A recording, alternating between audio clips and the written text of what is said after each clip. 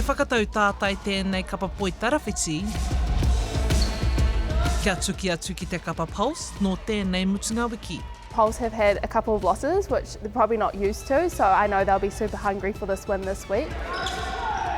E ki ana tēnei kaitākaro o mua o te kapa pulse a Parris Petera, e hi kaka ana te kapa Tactix ki te tuki atu ki tēnei tīma i tēnei mutunga wiki, a kua kōrero hoki ia ki e tahi o ana hoa tīma o mua, i mua i te kēmu. Yeah, there's a bit of banter. I talked to a few of them, throughout the week. But when it comes to the game, it's just, we're full in and we're competitors. So when that whistle blows, it's just, full steam ahead. I'm all for Tactix at that time. And we are off. I te rauna tuaono te whakataetae ANZ, i taea te kapa Tactix te toa i te kapa pulse, mā te tekau mā tahi piro. E tūmana ko ana te kāpene a Peterson, kia tuki anō e nei hua i tēnei mutunga wiki. We are feeling very positive. It's round 8, so the season's coming to an end, but the pressure's definitely on.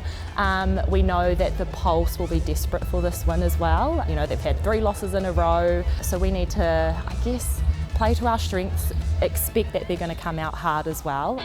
Ka noho tonu te kapa Tactix i runga i te rarangi whakataetae o te ANZ, engari mā te kotahi piro anake. Ahakoa kua hinga rātou i tētahi o ngā kēmu ki te Stars, ko tau te pauako matua a Donna Wilkins, ko te mea nui I whiwhi rātou I te piro tāpiri kotahi. It's massive if you go down in a game to pick up points, and that's what we needed to do. We didn't play well in that second round and that hurt us, so by getting a point it's actually kept us on top of the ladder just. I would have rathered the win against the Stars and had all 3 points, but that wasn't to be, so just luckily enough we brought our game against the Mystics, and that's what's keeping us on the top at the moment. Nā koe whakatau te kaitākaro no te matau a Māui a Petera, tētahi whaenga hou. We had a goal of being in the top 3 heading towards the end of the round.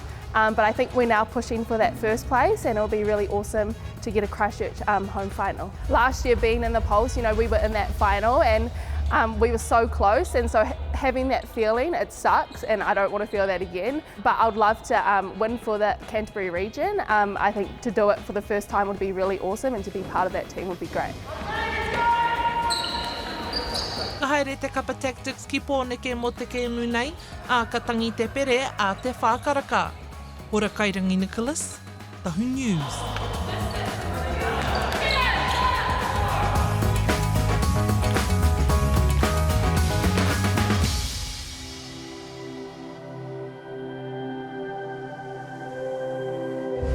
Ko te reo, te take.